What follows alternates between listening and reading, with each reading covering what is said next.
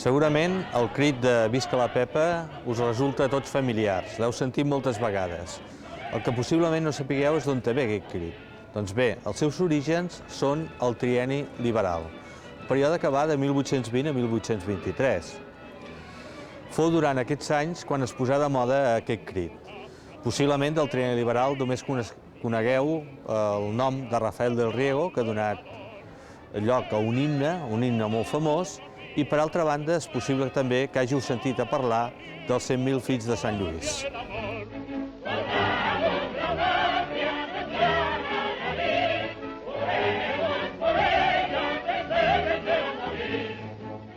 Rafael del Riego va ser el que va proclamar la Constitució de 1812 i que va obligar el rei de signar-la. Aquest fet el va convertir en un heroi del segle XIX i l'himne que es va fer en el seu honor es va convertir en l'himne de la llibertat i es cantaven totes les revoltes que hi va haver.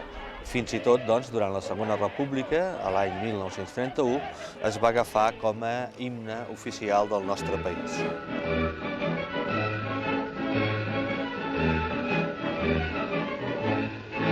Els 100.000 fills de Sant Lluís és la invasió de l'exèrcit francès per acord de la Santa Aliança i que va ocupar el territori espanyol per lluitar contra els constitucionals i restaurar l'absolutisme a Ferran VII. Aquesta Constitució que uns intentaven tirar endavant i uns altres intentaven aturar de qualsevol manera és coneguda amb el nom de la Pepa. Per què? Doncs perquè va ser aprovada el 19 de març, el dia de Sant Josep, de 1812. La Constitució de 1812, la Pepa, va ser molt famosa a tota Europa. De fet, és en honor de la Pepa, de la Constitució, que avui aquesta plaça on estem porta aquest nom de la plaça de la Constitució. Això és el que es va fer a tots els pobles de Catalunya, agafar la plaça més gran que hi havia en el poble o en la vila, i que en el cas de Vilafranca era aquesta, i posar-li el nom de la Constitució que ha durat fins avui.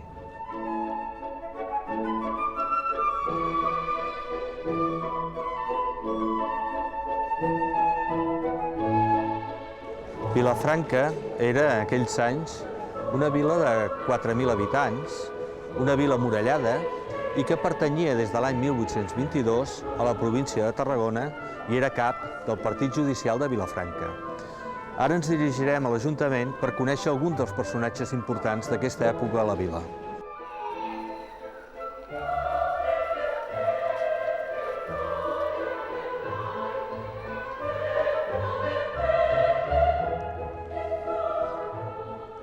A Vilafranca hi va haver 3 personatges importants durant el trienni liberal que van tenir el seu paper a nivell de tot Catalunya. Un d'ells va ser l'il·lustrat Manuel Barra i Roca, que va ser diputat provincial i havia estat també diputat a la Junta General durant la Guerra del Francès.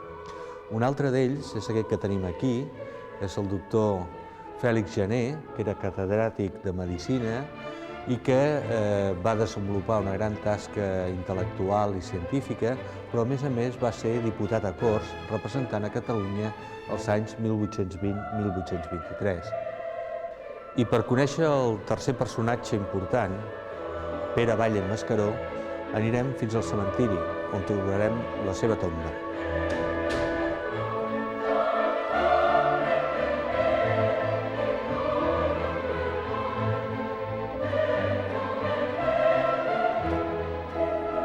El tercer personatge és en Pere Batlle Mascaró.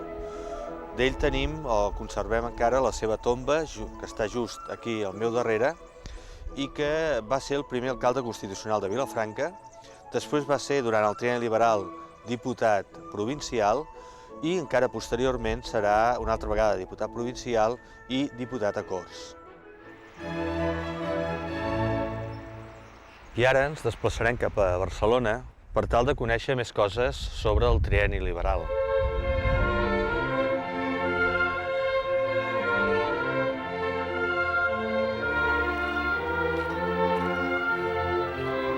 Bé, però per quin motiu han arribat aquests documents aquí, a l'Arxiu Històric de la Diputació de Barcelona?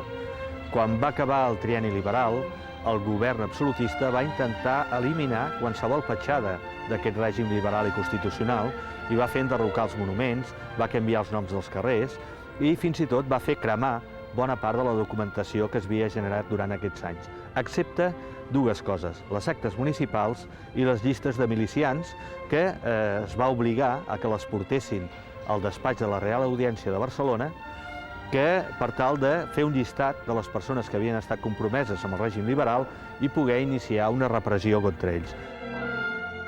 Bé, aquí tenim les actes de l'Ajuntament de Vilafranca dels diferents anys, de 1820 a 1823, i que ens permeten fer un seguiment de la vida política, social i econòmica de Vilafranca durant aquests anys.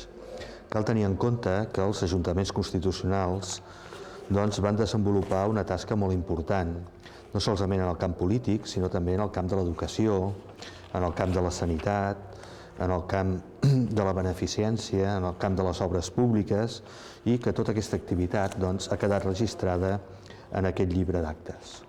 En aquesta documentació també tenim registrats molts noms de persones que van tenir un paper important durant el trienni liberal. Concretament, els alcaldes, per exemple, en Jordi Miret, en Francesc Batlle, en Josep Mas i en Francesc Morgades, que van ser els 4 alcaldes durant aquests anys.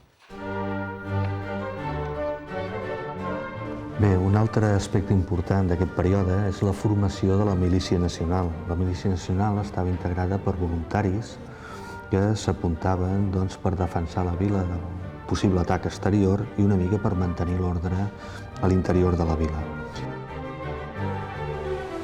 Bé, un altre element important durant el trienni constitucional són les societats o tertúlies patriòtiques. Eren les reunions que feien els constitucionals per tal de parlar de política, que acostumaven a reunir-se en cafès, en teatres, en places o fins i tot en quarters. Aquest és el cas de Vilafranca del Penedès. Aquí es reunien en el quarter que ocupava aquest espai els milicians, els polítics, els intel·lectuals, els menestrals que volien discutir de política. Ens hem desplaçat fins l'estació enològica de Vilafranca, a l'Incavi, perquè disposen d'una maqueta de tot el Penedès que ens servirà per explicar algunes qüestions importants respecte al trienni liberal. En aquesta maqueta tenim des de Montserrat fins al Gaià, podem veure just al centre Vilafranca del Penedès. Vilafranca era el centre constitucional de tot el Penedès durant aquest període.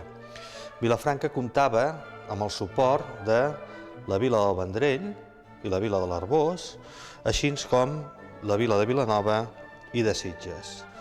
És important que tinguem aquesta visió per entendre quina era la dinàmica que hi havia al Penedès, amb aquest centre constitucional que era Vilafranca i que sovint patia, sobretot des de les muntanyes de la serra prelitoral, invasions o atacs per part dels realistes. El dia 4 d'agost de 1822, els realistes del Penedès, encapçalats per Joan Romagosa, van ocupar Vilafranca. Finalment, al migdia, tropes constitucionals procedents del Vendrell i de Vilanova van arribar a Vilafranca i van fer fora els realistes en direcció cap a Sant Sadurní. A partir d'aquell moment, el Penedès va viure en una situació de guerra civil que es va allargar pràcticament fins l'estiu de 1823.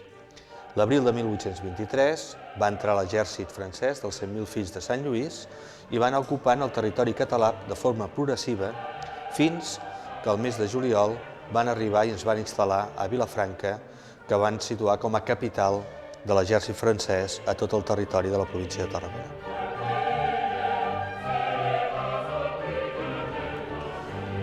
El novembre de 1823 es va restaurar una altra vegada l'absolutisme. Fou precisament en aquest moment, quan cridar visca la llibertat o visca la Constitució comportava una pena de 10 mesos de presó a l'Àfrica, quan els constitucionals es van inventar o van posar en marxa aquest crit de visca la Pepa. D'aquesta manera se saltaven la repressió, saltaven les multes i les presons. Malgrat la repressió absolutista, el règim constitucional va aconseguir al final de tirar endavant. no a l'any 1823, però sí més tard. I l'himne de Riego es va convertir en l'himne de la llibertat, que ha durat fins als nostres dies, perquè fins i tot avui, quan es toca l'himne de Riego, hi ha gent que se li posen els pèls de punta.